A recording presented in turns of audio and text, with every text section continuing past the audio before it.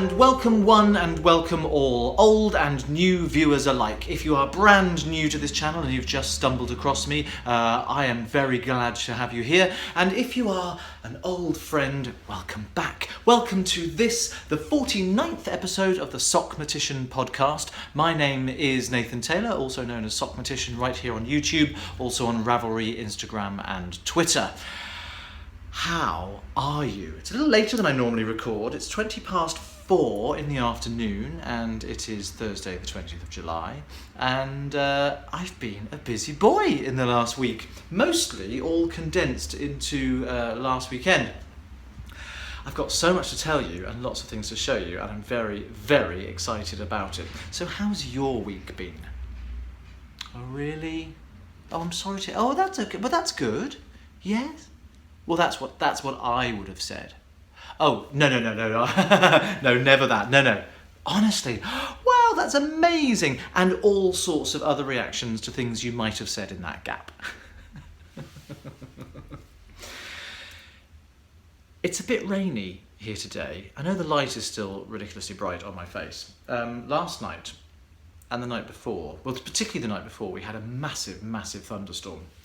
Ben and I had gone into London and came... Actually, no, do you know what? I'm getting my days muddled up. 2 days ago there was just a thunderstorm in the night, which was ridiculous. Lightning flashing all over the place. Yesterday we went into London, and when we came back, it was absolutely fine in town. Absolutely fine. Just try and sort out that lighting. Absolutely fine in town. By the time we got off the tube, there was an absolute downpour happening. We had to... There's a little... the tube exits just outside these windows, and there's a little covered space there, and everyone was huddling in, and the spray coming off the road was probably like 2 feet in the air. It was ridiculous. Never seen anything like it. So even though we only live very, very close, the entrance to our flat and to our building is not on the front, so it's not directly across the road. You have to go up the road, across, and then down the back to get down to the back of these buildings. So it's the opposite side of the road from where these windows are, the opposite side of the house from where these windows are. So it means it would have been quite a schlep in the rain. It's a 2-minute walk, but it's, you know, when it's belting down with rain, you don't want it. We have problems with our ceiling. There's a drainage problem on the roof, which is being sorted, but not soon enough for me. It's been like it for years. So we can't redecorate or do anything like that until it's all been fixed, because there's a bit of a brown stained mess on the ceiling. Anyway, you don't want to know about that. You're here for some knitting content. Well, I've got plenty for you. Hurrah! Right. Let's crack on with the roundup and let's get this going, shall we? Let's start with Friday. I basically, after I podcasted last week, I had lovely days of knitting and writing up patterns and sending things off to Michelle. Hello Michelle, my lovely tech editor, who is going to be getting those back to me when she's got a little bit of space in her inbox. So you can expect a couple of new patterns from me coming out soon. One of those patterns is the wavy welt, which I don't actually have to hand here, but I will... oh, I've got to grab something from over there. I'll do that in a minute. Just seen it. The wavy welt cowl. I'm going to release that as a separate pattern on its own. Oh, I've just realised, sorry, when I move... You remember last week I said that I had broken my... what's it called? Tripod. Use your words, Nathan, use your words. I'd broken the tripod that I used to film this podcast with. Well, I bought a new one. It's a bit flimsy. It's perfectly fine, it does the job, but I've just noticed it's like Jurassic Park. When I stamp my feet on the floor, this is all going to move. So I can't keep still. You know me, I can't stay still and just chat to you. So I'm afraid from here on in, you're going to have to just put up with the fact that I'm going to be jiggling about every now and then. So I've lost entirely the thread of where I was. So yes, I'd been doing lots of lovely days knitting and writing in my... Oh no, move on to that. The wavy welt cowl, the world of cowl. Oh, I think it's going to be one of those afternoons. trying to put my teeth in and I can speak properly to you. Not that you can see my teeth through my moustache anyway.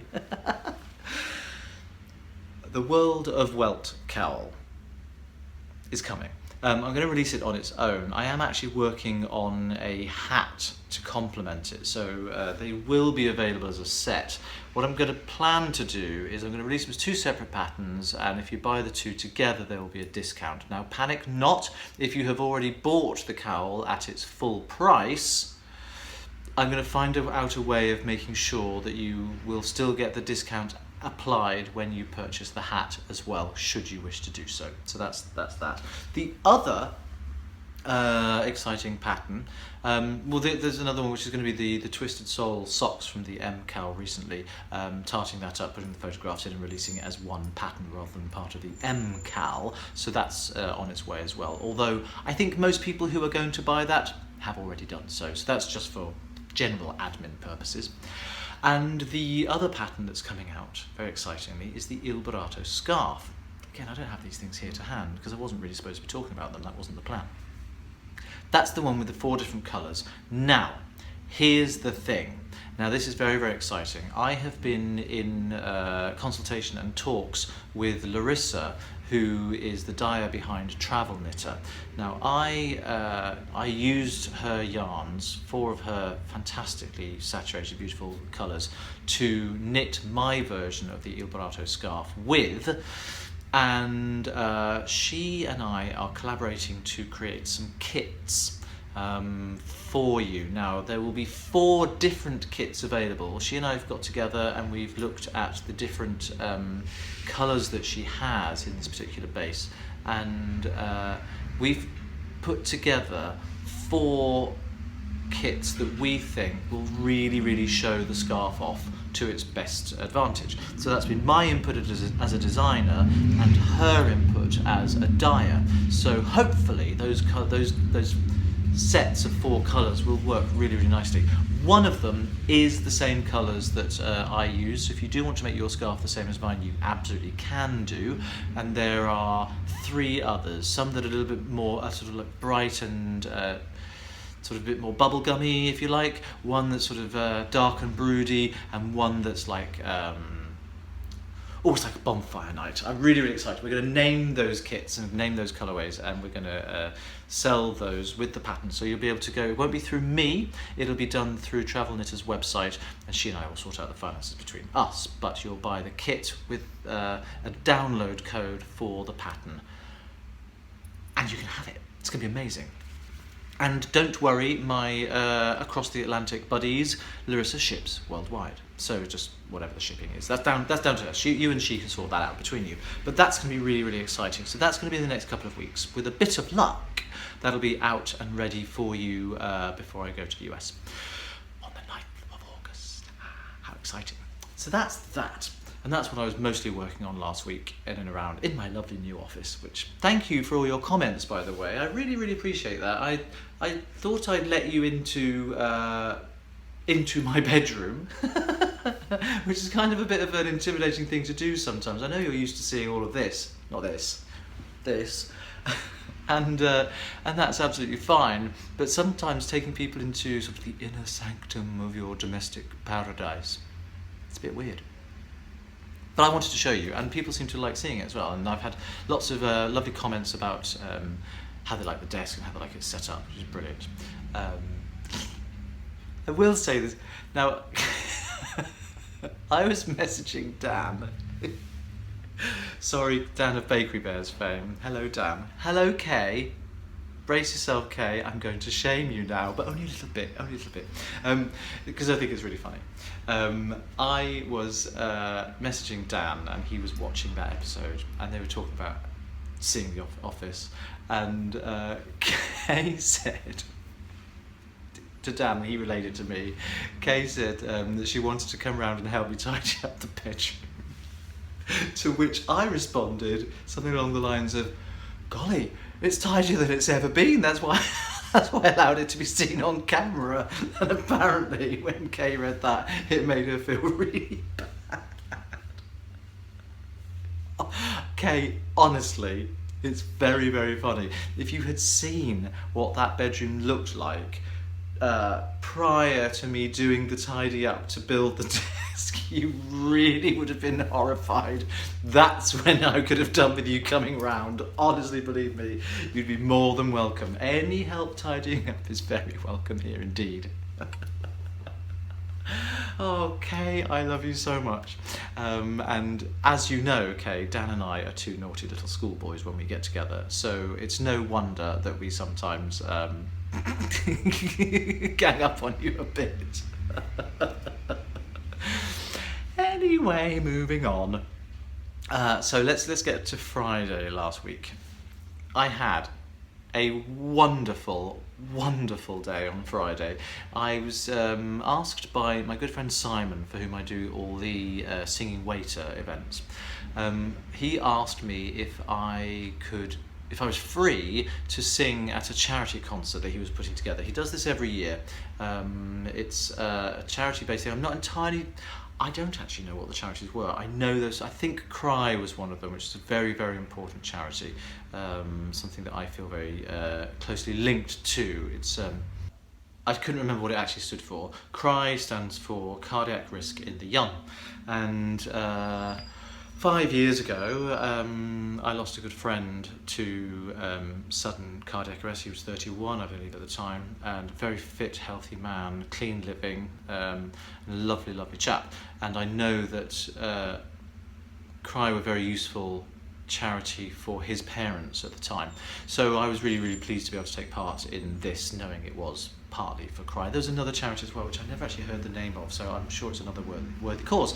Anyway, I did a concert for Simon last Christmas, which you may remember me talking about, and it's so much fun. It's a place near Woking, a little village called Ripley, in the village hall there. I think it can hold about 300 or 400 people if you cram them in.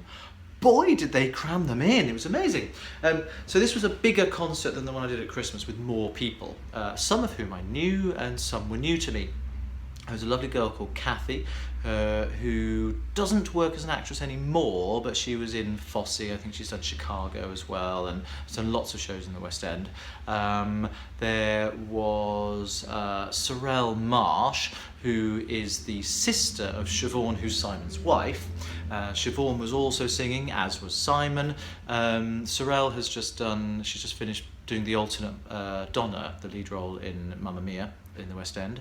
Siobhan played Grisabella in Cats years ago. She doesn't perform anymore professionally. She's now mum to 3, which I think is keeping her hands occupied fully enough. But the two of them, sisters, amazing voices. It's really weird. The whole thing, you've heard me talk about this before as well. I love singing with my sister, and you've heard a bit of us singing together in the past. And people have always said, and I hear it as well, that even though I've got a man's voice and my sister has a girl's voice, there's a sibling similarity between the two. There's a genetic link between our two voices that, when we sing together, blends them together really well. Well, it's exactly the same with Sorrel and Siobhan. Sorrel's voice has a sort of a lighter tone. Siobhan's is sort of like a heavier, darker sound to it. So they do sound very distinctive, but you put them together and there's still this fantastic blend. Oh, it was just lovely. And then there was Karen, who I sang with on the ship last year when I went to Latvia and Lithuania. She's got an astonishing voice, just amazing. There's my friend Ian, who I've never actually sung with before. We've never actually worked together before, but he's got a really high pop rock tenor, and he did a Queen medley, and his voice is fantastic too. And then there was Simon, who was singing better than I've ever heard him before. He's never going to watch this, but he was singing really, really well. And of course, the secret weapons, Simon's 3 kids. Doesn't matter how well we sing, we West End singers belting our guts out, trying to impress people, the kids get on stage and steal the show. Little brats. That's so not true, they're delightful kids. But still, they got all the best applause. So I sang quite a few duets actually this time, which was nice. I think usually these concerts tend to be all about solo, because that's easier to put together. It was nice to be able to mix it up and put voices together. So Simon and I repeated what we did last time. We sang the Starlight sequence from Starlight Express, which is the Rusty and Popper thing. I was Rusty, screaming away notes that are far too high for me. We have a lot of fun doing that because we send it up because there's a lot of really there's a lot of instrumental space on the track. So we're kind of like pretending we're on skates and being silly with each other. And then when the song kicks in, it's a really good piece of music, and we both have to really sing it properly to get, because it's high in both of our voices. So I think people laugh and they, oh, this is going to be crazy, and they go, oh, actually it's quite impressive. And I love that little switch around, which is great. Then I sang with Karen, which is a real treat. I sang Suddenly Seymour, which is a song I've sung with so many people and in so many things. It's one of my favourite songs to sing, obviously from Little Shop of Horrors. And singing it with Karen was a real privilege because she is a fantastic singer. I was in good company. And then Sorrel and I, we've never met before, we sang Sun and Moon together from Miss Saigon. You are sunlight and I moon, joined by the gods of fortune, midnight and high noon. You know the one? It's the song, it's the duet that Chris and Kim sing the morning after they first meet. It's a beautiful song. And it was lovely to sing with her. It's just really nice, actually. And then I sang That's Life, which is the Sinatra song, but I do a slightly different arrangement of it with some ridiculously high welly notes at the end. And then I sang, as I did at Christmas, I sang Bring Him Home. Again, that's a song I really, really enjoy singing. I love how difficult it is. It's a really, really complicated song. Technically, it's very difficult because a lot of it's in your very, very tiny high falsetto, and then it's sort of breaking into full voice and back into falsetto quite a lot. It's right over the break. And then when it gets really, really big, you're having to sing very high, and the notes that at the beginning you were singing in falsetto, now they're in full voice. So it's technically speaking, and obviously trying to blend those two sounds together so it doesn't sound like yodeling. It's really, really hard, and I love that challenge. It's a beautiful song. It brings the house down because it's a real showstopper anyway. I just love everything about it. And then I also sang a song that I've not sung on stage for nearly 20 years, which is extraordinary. It's Frank's song from the Rocky Horror Show, I'm Going Home. Now, I played the role of Frank on the European tour in 2000 now, so 17 years ago. I don't think I've sung the song since. It was really, really lovely. It brought back some fantastic memories for me. And again, the audience they loved it. They were brilliant. Such energy coming from them, off of them onto the stage to us. It's lovely. And all together we sang, at the beginning of Act 2, we all sang Seasons of Love from Rent song. It's one of those things, Ben was laughing at me when I told this story earlier, because some of us had never met before. We had no rehearsal. We just basically had a sound check. I didn't even know we were singing Seasons of Love until I got there, and Simon said, "Oh, actually, we're all doing Seasons of Love. Is that right?" I was like, "Yeah." It's just like songs that you know. I've known it for years. I've sung it loads of times, and we just all got in a line, got on the microphones and just did it. And what was weird, there's lots of harmony work in it. Nobody had to assign who was going to be on what harmony. As we all went to, how about love? We all went on to different lines, and we had all the harmonies covered. I mean, that was just pure coincidence. It was like, yeah, that'll work. And then at the end, after I had done Bring Him Home, we all got on stage and sang a rousing chorus of One Day More, which is of course the Act 1 closer from Les Mis. Knockout.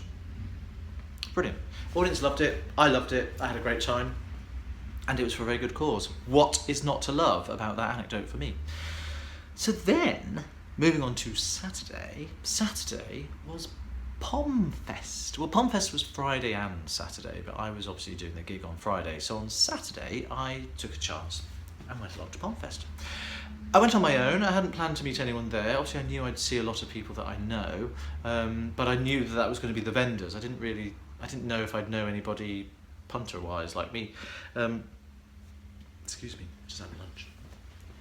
And the first person I saw when I walked through the door was my lovely friend James and his boyfriend Chris. I know James from Loop, which is the shop in London, and I go there for a knit night. I haven't been for months. I'm actually going. As soon as I finish recording this, I'm going to go, and I'm going to finally get a chance to see people from Loop.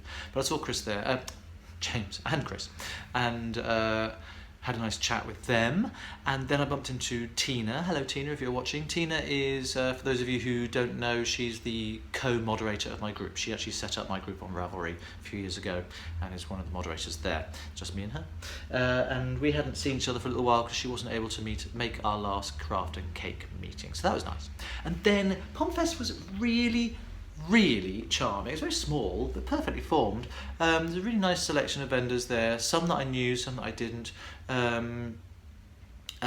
John, of course, from Easy Knits was there, John Dunballum, and he had Sweep with him, his little smooth-haired dachshund. He is so adorable. He's so silky and soft and really clean and doesn't smell and friendly and quiet. Oh, he's lovely. I love him. So I had a good cuddle with Sweep. I had quite a good cuddle with John too. And I had a nice cuddle with Roy, John's boyfriend. So that was all nice. And I say boyfriend. Are they married? I should know that. I can't remember. Sorry. And who else was there? Oh, do you know, lots of people. Estelle and Mark were there from Midwinter Yarns, which was lovely to see them. Might have made a purchase. Talk about that in a minute. Estelle had a nice selection of her vintage project bags. What am I going to do, eh? What am I going to do? And then, while I was queuing for some lunch, so we had a really nice store there doing wraps with chicken and all sorts of guacamole and hummus and falafel and all kinds of things there you could put in. Somebody came up behind me and just sort of pressed something into my hand, said, "That's for you," and she was about to walk away. And I looked and it was a bag. I'll show you later on in the Stash Enhancement stuff. It was a present from a lovely lady called Rosa, hello Rosa, who lives in Iceland. And so I made sure that she didn't go away. We had a little chat and I asked her about what was in the bag and she told me, and I can tell you some more of that in a minute. But I thought it was just really kind, really lovely. I actually didn't buy any yarn at Pomfest. That's not to say I went home without any, because there was some yarn in Rosa's bag, which I'll show you in a minute. There was also a particular skein of John's yarn that I had been eyeing up on his website. It's a colourway in his Deeply Wicked range that I've been looking at kind of covetously. And I happened to mention this while we were on the stall. Tina picked up on this and she went, "Do you really like it?" I went, "Well, yeah, it's beautiful." She went, "Well, I haven't bought you your birthday present yet." I was like, "Really? Are you sure?" She went, "Yeah, it makes life really easy." It's like, "Great, makes life really easy for me." So I can show you that later as well. It's very exciting. So I had a lovely time. And I think the Pom Pom Mag girls have done a really great job of putting it together. I know it's not going to necessarily be a regular thing, it's just a one-off thing to celebrate their 5th anniversary. If you get Pom Pom Quarterly, then you'll know it's a very great magazine. I know most of them from Loop, and they're all lovely girls. And I think they're doing a really fine job of adding a very good quality magazine. I know Katie Labelli, hi Katie, of Inside Number 23, I know she's a massive fan of Pom Pom Mag. And the bits and pieces I've seen of it, you go, yeah, this is quality stuff. They're all very good. So that was marvellous. And then Sunday, I was up at Yarningham. Now Yarningham, for those of you who don't know, is a fairly new yarn festival. It's only its 2nd year, and it's held at Sturchley Baths in Bourneville, which is an area of Birmingham. It's called Sturchley Baths because it used to be a public swimming pool. It's been sort of redeveloped into this corporate meeting space. There's lots of rooms for hire for all sorts of reasons. It was really lovely. Helen Winnicott, who has been my main point of contact there, hello Helen if you're watching, she asked me if I would be willing to go up and teach quite a while ago.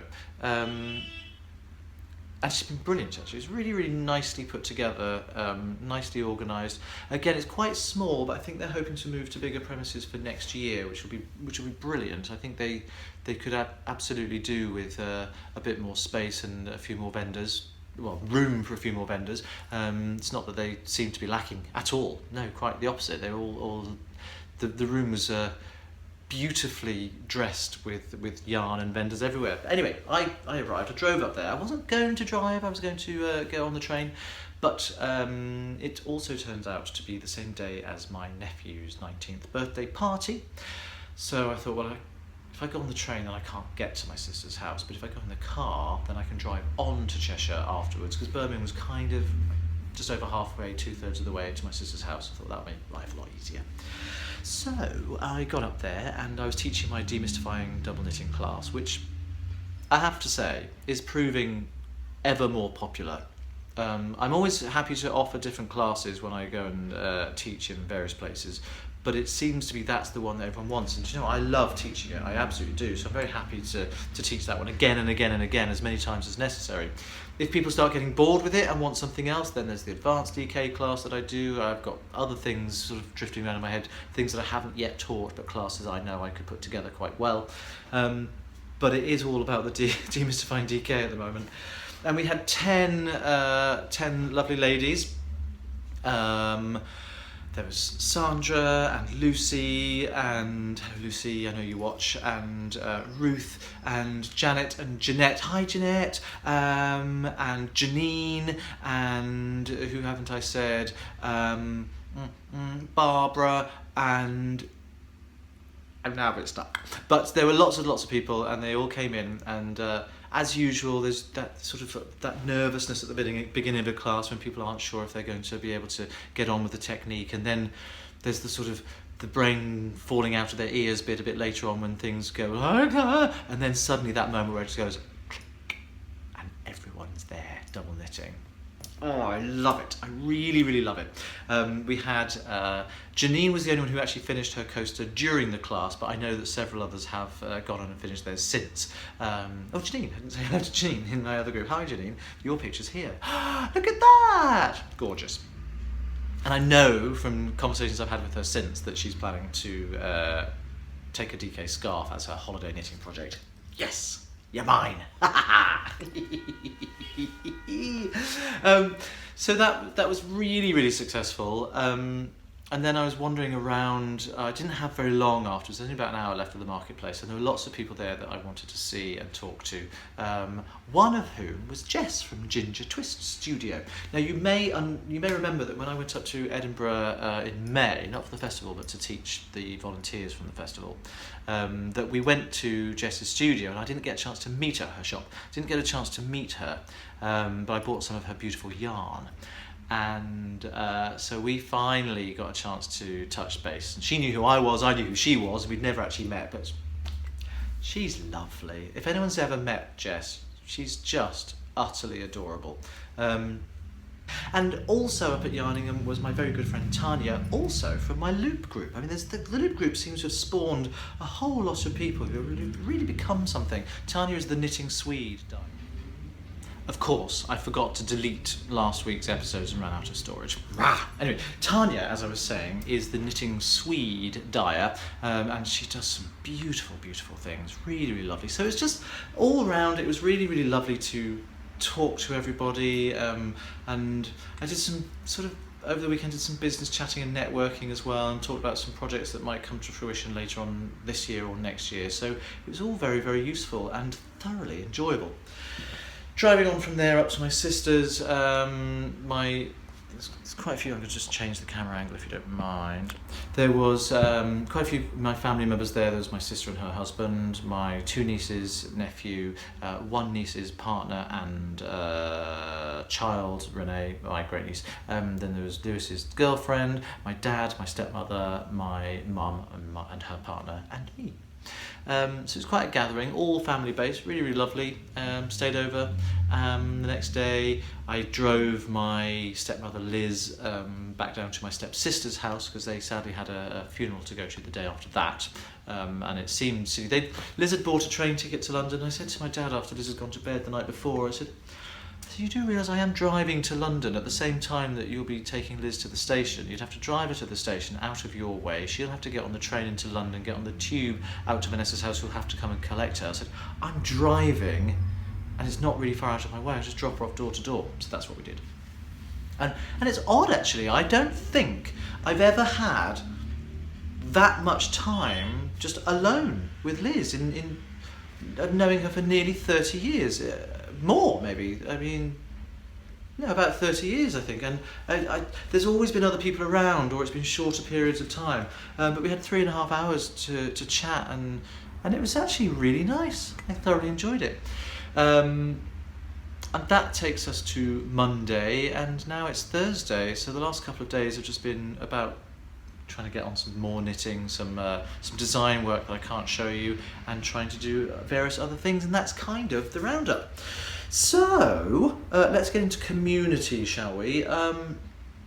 I don't think there are any podcast questions that I should be looking at or answering today, so I don't want to talk about that. I do, however, want to talk about the podcast that I've been watching in my spare time. Not much of it. I catch up, obviously, with Katie at number 23, inside number 23.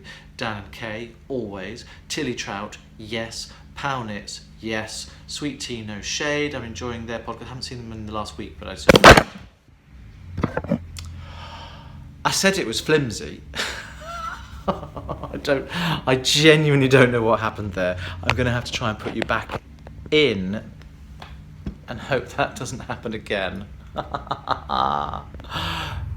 Oh, how ridiculous. Now, are we all back? Is that all good? Marvellous. Sweet Tea No Shade, David, Dog Dare podcast.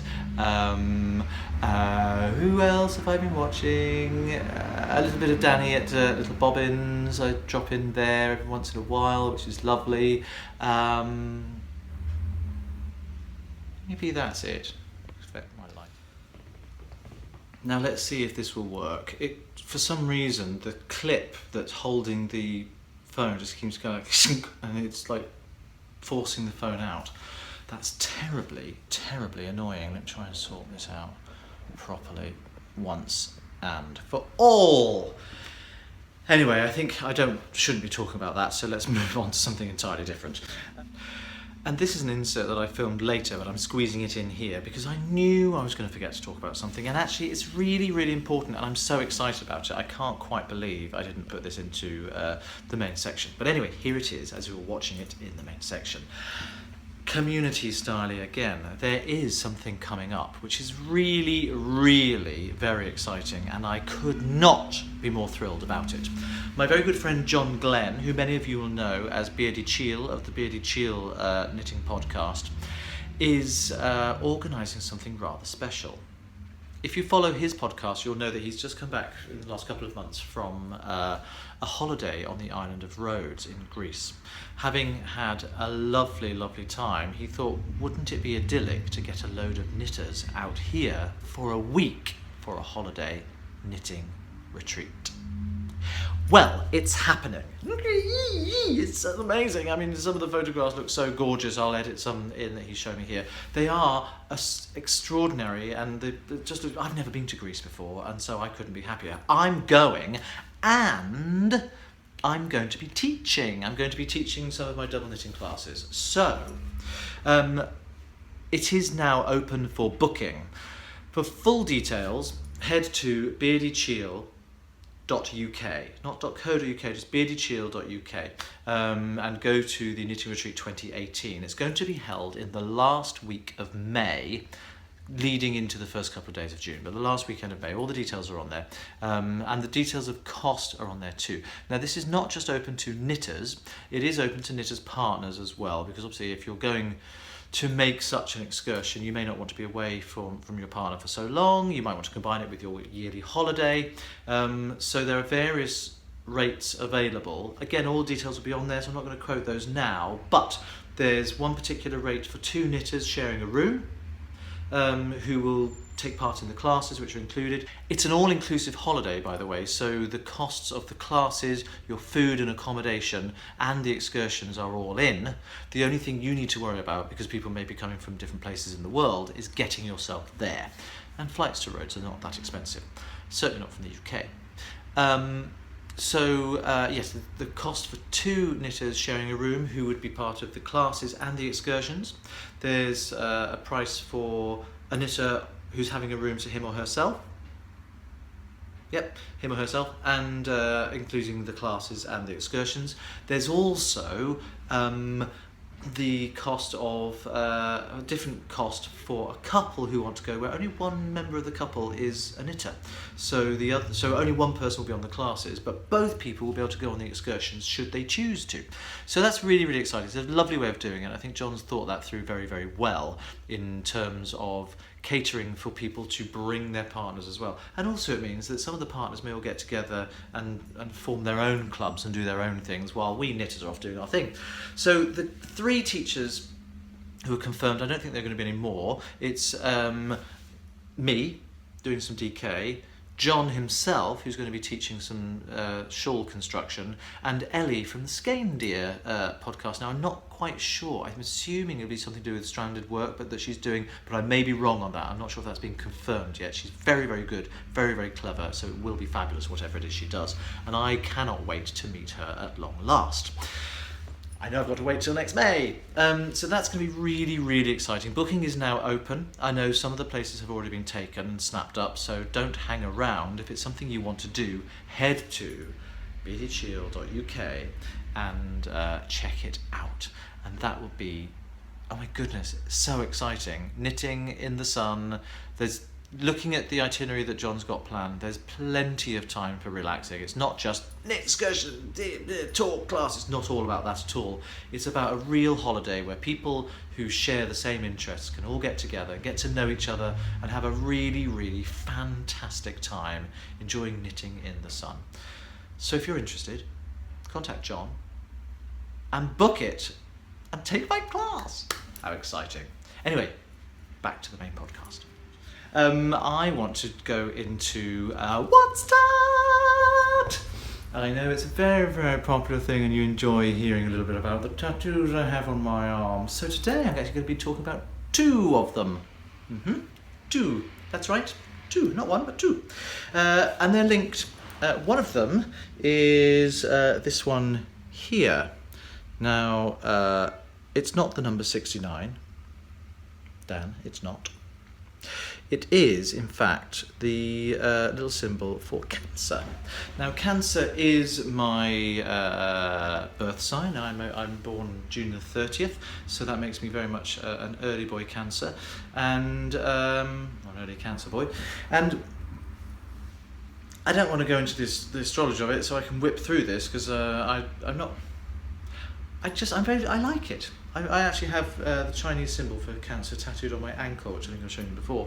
But it's odd, I sort of don't have anything to say about it, except that if you look at all the symbols, rather than the crab, the almost like yin and yang working together is the symbol for Cancer. I've never really known why. Probably I should have researched this and looked at it a little bit more closely before I ploughed in.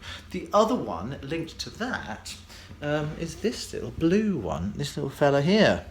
Now that is the alchemical symbol for Leo. Sorry, I've just realised what's going on here. Stuart seems to have fallen forward from his cuddle with Aloysius. They're still getting on very, very well, which you'll be pleased to know. I know Alison will be delighted to know as well. Now, I was talking about them last week, and a lot of people have been commenting on Ravelry and on YouTube, wondering if I'd said something rude. I think rudeness is in the eye of the beholder, and I think for the people that have asked me such a shocking and pernicious thing, I think it's says more about you than it says about me, don't you? Nary a flicker.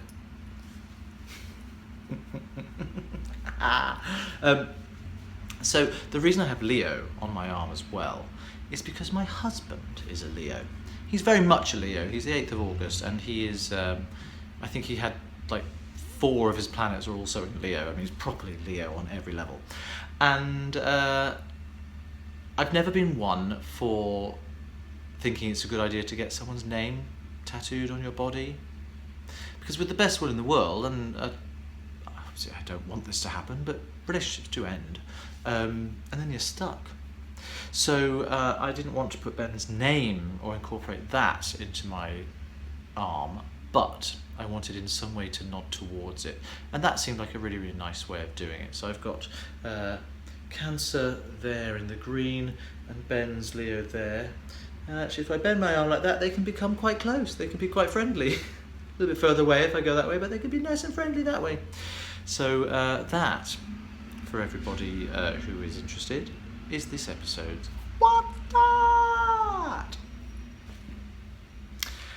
I'm going to move straight on because I just think we're going to whip through this week into the Grammar Rant. The Grammar Rant. Now, this is something that is actually, it's not really a grammar rant, but it's an interesting thing that I wanted to share with you all. If you head over to the Grammar Rant thread on my group on Ravelry, some of the more recent posts have been about verbs that sometimes end in the past tense. You can either put a T on the end or an ED, like burnt or burned, learnt, learned, dreamt, dreamed, and it's sparked quite a lot of controversy. Some people really don't like the T ending. Some people are unaware of it. It's not really in common usage in America, so this is mostly about British English. Now, they're both completely correct. Both forms are correct in those instances. But some people have a real allergic reaction to them, which I find strange, because we have lots and lots of verbs that in the past tense either change their vowel and add a T and not an ED. The past tense of keep, for example, is kept. No one's going to say keeped. And we've got lots of other ways in which past tenses are formed, like swim becomes swam and the past participle is swum. Catch becomes caught. You know, there's all these words, very, very irregular ways of doing it. So I don't know why this particular one should cause quite so much of a fuss. I like them. I say dreamt, I don't say dreamed. I know, again, in America it's most common to say dreamed. I say dreamt. I would say leapt, not leaped. I would say I spelt it that way, S-P-E-L-T. Most definitely I wouldn't have spelled it that way. And I do use burnt and learnt as well. So for me, they are part of my everyday lexicon, and it's really fascinating to me to dig into a little bit further why this is. And it all apparently comes down to not necessarily the root of the word, in fact where it comes from, but originally verbs in English because it's a Germanic language, were either strong or weak. Now the weak verbs all had very regular endings, and the regular ending is to add an ED in the past tense, or just a D if the verb already ends in an E. The strong verbs are the ones that are less regular, and they fall into lots of different categories. There's some information about it on the thread. I've quoted a big article that I found on stackexchange.com. Stackexchange.com. It's a brilliant resource for grammarians and linguists. There's lots of very, very clever people answering questions about grammar and correct usage and stuff on there. It's a mine of information. I love it. Okay, here's a grammar rant for you. When people mishear things and people say, oh, he's a mind of information. Mind. No, he has a mind which is full of information, but that's not the saying. It's a mine of information, as in he's full of stuff that you know, like a diamond mine, a coal mine. It's rich pickings to be had in the mine of his mind. Oh, I don't like it, because it shows me that people aren't really thinking about the words that that they're here. They're just sort of trotting things out completely ridiculously. I mean, that one makes a little bit more sense than some of the others. There was a lady I once knew who, I think I've said this story before, but in conversation, every time she wanted to sort of point something out, she said, mind you, such and such is true, or mind you, it didn't matter when I was blah, blah, blah. And mind you is quite a common phrase to use. Then I got a letter from her, and she spelt it M-I-N-E-D-E-W. Mine dew. No. It's like, that means nothing. You can see from those words that it means nothing. You're using it correctly so you know the context in which it should be spoken. But actually, how can you look at those words? How can you see those words and think that that is what it is you're trying to say? I'm asking you to mind this information, as in to be aware of. Mind you, not mine due. Oh, gosh, can't bear it. Although, in the minds and ears of children, sometimes it can lead to very, very cute things. My great niece, Renee, who is 4.5, said something very funny on Sunday. I wasn't actually there by that point, but this was related to me afterwards. Sunny summer day, people were outside, there was Pimm's going around. Pimm's, the fruity alcoholic drink that we all know and love so well. Other fruity alcoholic drinks are available. I'm not affiliated with the Pimm's company in any way, shape or form. But somebody said to Renee, go and ask Nanny if she would like some more Pimm's. It's a perfectly sensible thing to ask. Now Renee, I don't think has ever heard the word Pimm's before. It's an unfamiliar word to her, so she may struggle with this. So she went up to Nanny and she said, would you like any more needles? Pimm's and needles.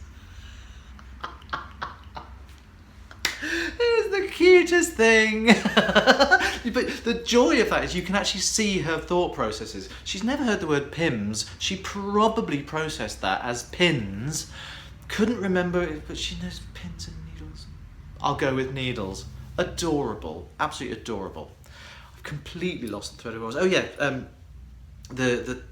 the verbs that end in blah blah blah. So some of them have these strong endings, and lots of them are have so many different ways of doing it. So that's where all of that comes from. And in some cases, things have changed as well. There was a weak verb, to light, as in to light a candle, or to light the scene on the stage, where the past, it was a weak verb, so the past tense was always lighted. Now that sounds a little bit archaic to us now. I lighted a candle. You would say I lit a candle.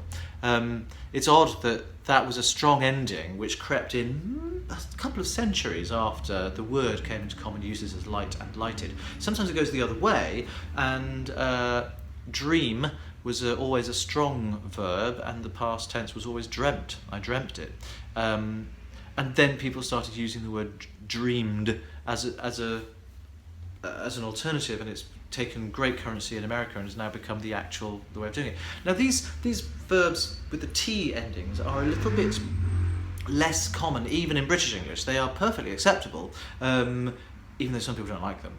And although just not used at all in America. It's really odd. Really, really peculiar how these things take hold. And there's a great phrase that someone says, if a few people start doing something differently, it's an error. If a lot of people start doing it, it's a change in the language. Now, that can be for good or ill as far as I'm concerned. I am a bit of a linguist purist, as I'm sure you know, which is why we have these grammar rants in the first place. But I just think some of these things, it's a shame to lose them. It's a shame to lose the idea of the history of the word just because people started using it wrongly, and that spread and proliferated, and people then thought that was correct, and it became correct. I don't like that. I wouldn't want mine due to become very popular. However, on a summer's day, I might ask someone if they want some more needles. That's how it starts, I guess. Anyway, grammar rant aside. Gone. So I'm going to now talk about the my stash enhancement, because there's a few bits and pieces I want to talk about. Oh yes, right. Okay, so let's start at the very, very beginning. I have this lovely bag, which was my gift from Rosa at Pomfest. In it, there's a kit here. This is Iceland. I said that Rosa was from Iceland. There is a kit here from Christine Brynja Gunnarsdottir. Her dad was called Gunnar. And it's for a little hat, and it looks like it's got some either bobbles or things on it, and there's just enough yarn inside. It's Icelandic yarn, undyed Icelandic yarn. It's got some sort of other thread. Do you know what? I'm going to actually try and open this. I haven't. If I can't, I might need I think I'm going to need some scissors, and I don't have them to hand. I'll show you this next time. But the yarn itself looks like it's got something else plied into it. It looks quite interesting. So I'm going to... It's not a hat. I've just seen what the design is. On the lady on the front, the way she's wearing it, it looks like a hat. It's not. It's a fairy crown. I love that. So I've got 50 grams of Icelandic yarn here. This design captures a rich, authentic heritage with a modern and timeless style knitted in the Einrum yarn, a unique product combining the features of two natural fibres, rough textured Icelandic wool and soft Thai silk. That's what I could see plied around it. Oh, that's going to be lovely. Finely combined threads of yarn with beautiful variations in colour, texture, which are carefully selected, referring to the Icelandic soil. Well, do you know what? That could be so much fun, and I might actually knit myself a fairy crown. Thank you so much for that, Rosa. But for me, the star purchase in here, the star part of the gift in here, is this. Hespa, it's called. This is indigo and cochineal. And this is plant-dyed, hand-spun yarn. And it's really, really lovely. Beautiful colours, look at that. I think that's probably a bit of a lace weight yarn. Let's say on here. Oh, in here as well. There's it says when knitting with dark indigo coloured yarn, your fingers can get blue. This is the nature of the indigo colour, and will soon stop off the item is being washed and used. How lovely to have actual indigo dyed yarn there. So very true to colour as well. And also in there was a little. Like a Viking type chap. There's a little stitch marker. Can you see him there? It's not going to focus, is it? I'm not even going to try. Don't care enough. But he's very sweet. You can see what he is. Very nice.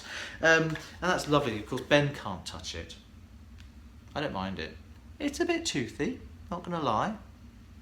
I would have to be very careful with where I wanted to wear that. But the colours are so beautiful. It'd be a lovely accent in something else. Very nice. Rosa, thank you so much. So thoughtful. So unexpected as well, so thank you for that. Then, I have got my yarn from John Dunballum. Now this is his Deeply Wicked Plus, which is 75 superwash merino and 25% nylon, 4-ply, fingering weight, 100 grams, is 425 metres, so it's really, really generous yardage. I found I can just keep knitting with John's stuff. I mean, it's like the gifts that keep on giving. I love it. And here it is. Oh, I mean, look at the richness of those colours. Just fantastic. It's called Flamer, and it is utterly, utterly beautiful. I'm going to wear it because I love it so much. I'm actually going to wear it like a necklace. It's so beautiful. Look at that. See how those colours play. Yellow on one side, red on the other, and fading through these oranges and browns. It's just absolutely gorgeous. And I mean, who needs to knit with this stuff? It's just lovely as it is, don't you think? Oh, it's really lovely, and it's so beautiful. Those colours, so special. So, Tina, thank you very much for the present. John, thank you very much for the dye job. Well done, everybody. I'm a lucky man. Then, I've got like my project bags from Estelle, which I love, Midwinter Yarns. I do love these. For those of you who don't know, these bags are, they're not patterns that have been made recently to harken back to older times. These are vintage materials, so they're really, really thick, sturdy materials that come from the time. Her mum sources these vintage materials from Lord alone knows where, and I have fallen in love with them. I've already got quite a few of them. I've got a purple one which is next door. This was the first one that I bought, which I absolutely love. And then, so I've got a third one, the purple one, just gorgeous. I don't know why, it just speaks to me of my childhood camping holidays. So I bought this one on Saturday at Pomfest, and lordy, lordy, lordy, look at that. Just so fabulous. It must be curtain material. It's so thick and textured. You can see kind of the detail on it, but this just beautiful. And again, beautiful complementary lining fabric, closed with a drawstring and a bead to hold it in place. I love them so much. I just love these bags. So head over to midwinteryarns.com and grab yourself some. They are amazing. So thank you so much. And the one thing I didn't say earlier, because I was waiting till now to say it, brilliant coincidence. So that was Saturday that I bought that green bag, which I adore.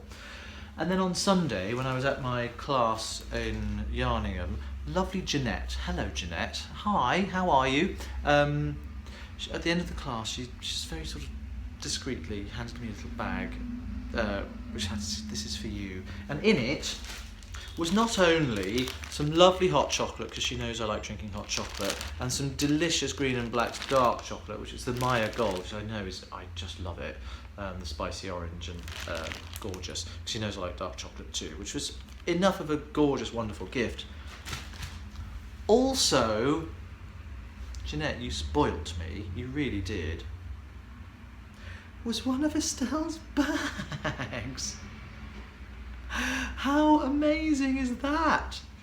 It's just fabulous, and I think this might actually go back to the late 50s. I don't know for sure. Does anyone recognise this sort of design? It just looks to me like a really late 50s kind of thing, sort of heading into the early part of the 60s. Beautiful, and again chosen so well, because this red is almost exactly the same red as the red on the fabric. Got this amazing ribbon. Now the ribbons that Estelle uses are really sturdy because they've got to do the job, you know. But even this one, it's just, look at that. Beautiful, beautiful. And then a yellow bead to match the yellow. I think they're roses. I think it looks like black, yellow and red roses on a green background. So now I'm getting quite a nice collection of Estelle's bags. There's a fifth one next door. A man doesn't need this many project bags, really, but when they're like that, what are you going to do? Estelle, and Mike, if you're watching, I know you have moved this week from Wales to Scotland. Quite a move. I hope it went really, really well, and I hope to see you, I'll see you in Perth very soon. Bye. Then, all of that weekend, the reason I was up there on my own at my family's without Ben was because Ben, it's getting quite warm actually, the scarf. I'm going to take it off. Ben was away in Israel, and when he came back, he bought me yarn. So he went to a yarn shop in Jerusalem. He's in Jerusalem and Tel Aviv, and he wanted to find something that was exclusively local. He knows me very well. He knows that this is the kind of thing I like, and it's so yes, you can go to these places. You can buy some Malabrigo. You can buy that anywhere. So he asked the lady in the shop if she had anything that was very local, either locally dyed, locally spun, that kind of thing. Well, this is both. I don't know much about it. There's no ball band on it, but it's this single plied yarn. It's quite thick, Aran, bordering on chunky, possibly. But look at those colours. It looks like there's an iridescence to it. It's either pure silk or it's got a very high silk content to it, and it's hand spun single. It's just, it looks like, I don't know, sort of reeds underwater, you know, in the depths of the ocean or in the bottom of a river. Beautiful fronds of green. It's just so gorgeous, and really soft, really lightweight. I think it might be a hat because it's so beautifully soft. I don't think anybody could have a problem with that being on their forehead. It's just lovely. And look at those beautiful colours. My husband chose very well, don't you think? I think he really did. I'm actually going to try and put this into a little skein because it came in that sort of hank. Maybe that's not going to work. Maybe it will. I think I'll try and play with that later. Anyway, it'll look a bit like that. Beautiful, really beautiful. So thank you for that, Ben. And that is the Stash Enhancement. So I don't have any FOs for you this week, I'm afraid, but I do have some works in progress. Well, to be honest, there is only one work in progress that I can show you that I have been working on, and it is the pair to this sock that you saw last week. Now remember I just like cast on a little bit? Well, I've done a lot more. I was hoping to have this finished, I just haven't had the knitting time to spend on it, unfortunately. But I've now got this far down. I'm nearly through the gusset decreases. This is of course the Gobstopper yarn by John Dunballum, Easy Knits. It's gorgeous. Yeah, I like a bright colour, I really do, I can't lie about that. So here we have the finished sock. I talked about this in great detail last week, but remember it's ribbed and it's got the no blip self-striping ribbing. It's got an eye of partridge heel. It's got a ribbed gusset, which is a little bit more unusual. It's hard to see. There you go. You can see the ribbed gusset there. It's also got an eye of partridge toe, which is an unusual little feature as well. All of these things, and there are some other little tricks and tips about how I've picked up the extra stitches in the corner to make sure there's no holes here or here. It's worked very nicely, and a lot of people have said they really liked what I was saying, and could they have some more information about it. I think what I'm going to do is I'm going to write it up as a quick and dirty pattern. There will be a small charge for it, but there's a lot of information in it, and that's what I do for a living now. You've got to pay me. So when I finish this one, I am going to write up. I'm just going to call it tips and tricks for self-striping socks or something like that, because there's lots and lots of different tips and tricks in here, even down to making sure that when I start the slip stitching on the sock, you don't get the jagged zigzags that you normally would, even down to how I've managed to do that at a colour break, because the heel flap starts at a colour break. It just so happens with this sock that we're going yellow, green, orange, pink. And then as I got to the gusset, yellow, green, orange, pink, I had a couple more extra rows of pink when I naturally got to that point. This is not a contrast heel from the yellow, green, orange, pink. You can see it's still there. I happened to finish the leg at the end of the sequence, yellow, green, orange, pink, and then continued down. As luck would have it, it gave me a couple of extra rows or rounds of pink added onto what I'd already done to continue the sequence, yellow, green, orange, pink. So all the way down the sock, it's completely in order without having to worry about anything at all. Didn't use from the other end of the ball, nothing like that. I know a lot of people do.